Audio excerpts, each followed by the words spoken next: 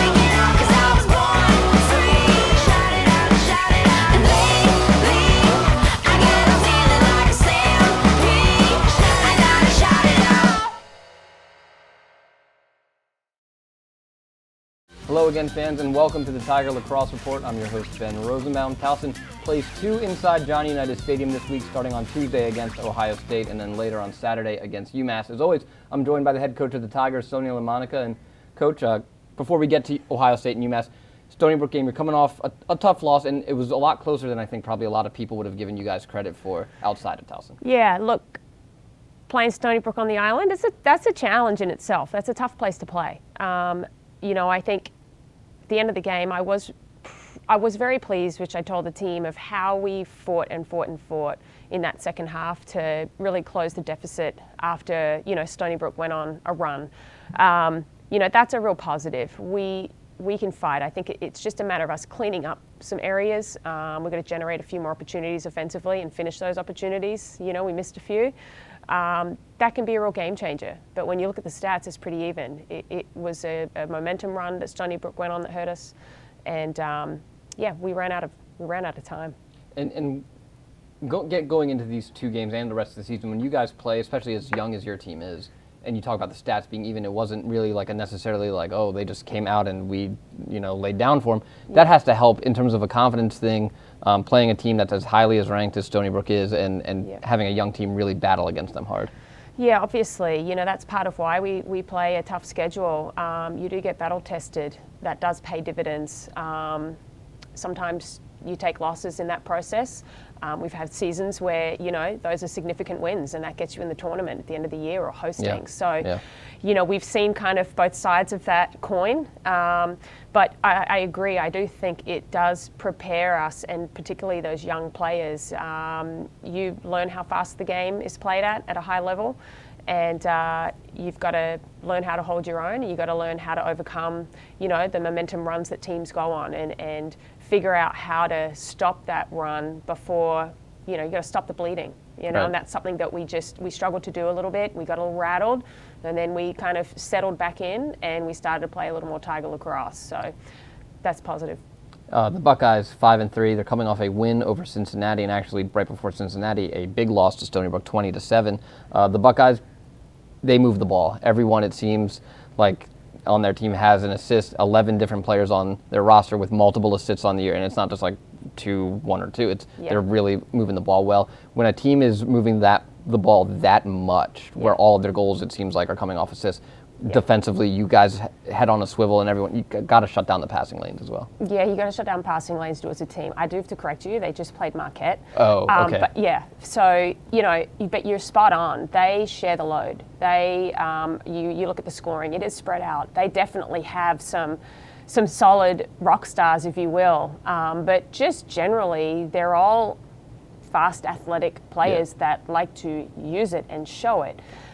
So we're really going to have to be on our toes, and we're going to have to be sure that, we're ready to slide and help, that we're ready to recover well, that we're ready to communicate through, our slides, our shifts, our switches. So yeah, it's going to be a great challenge for our defensive unit. I think they're ready for it. And we'll see what happens, what shakes out. Yeah, you mentioned that they got a pair of rock stars, and Liza Hernandez and Sophie Baez, as good as they come, both with double-digit goals and assists on the year so far. They lead the way in scoring. Yeah. And similar to teams we've had here in the past where you have 2 big names and they can really do it. But what do the 2 of them do particularly well that really generates I think it's the multi-threat dynamic. You've got players who aren't just drivers, but they're feeders, and it can be easy to shut down a player when they're a predominant driver. They don't necessarily step up and find those open passing lanes well, but not the case with these two. They're a double threat. So, if you send too aggressively and your second slide isn't there, you're going to pay for it. If you don't send help to a drive, potentially, you might pay for it. Right. So you've really got to work together as a team and keep slides as short as possible and recover back off of those slides. I think that's really what makes them dangerous with the athleticism that they have. UMass is similar.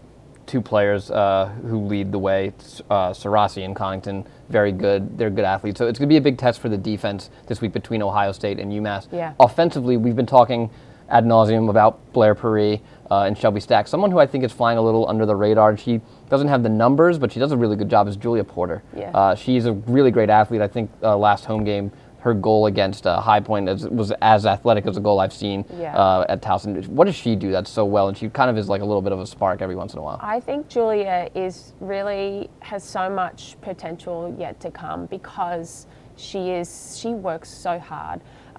She moves aggressively, and she's got that Canadian flair, if you will.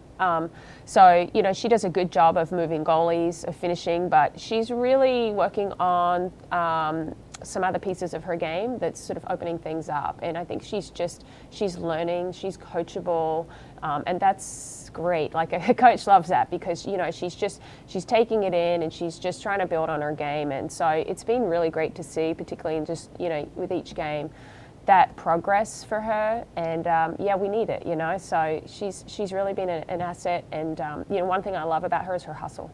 Like nobody. And that's the thing harder. I think I've noticed the most is she flies around. Yeah, nobody hustles harder. I mean, she's anticipating shots, and she's there. Nobody is going to beat her to the end line. So, it's just plays like that. Her hustle on the ride. Those are intangibles. You can't teach them. You know. So we love that about Julia, and she's going to continue to grow as a player. All right, you'll have two chances actually to see Julia Porter and her Tiger teammates this week inside Johnny Unitas Stadium Tuesday night at 7 o'clock against the Buckeyes, and then Saturday at noon against UMass. For head coach Sonia LaMonica, I'm Ben Rosenbaum. Thanks for joining us, and as always, go Tigers.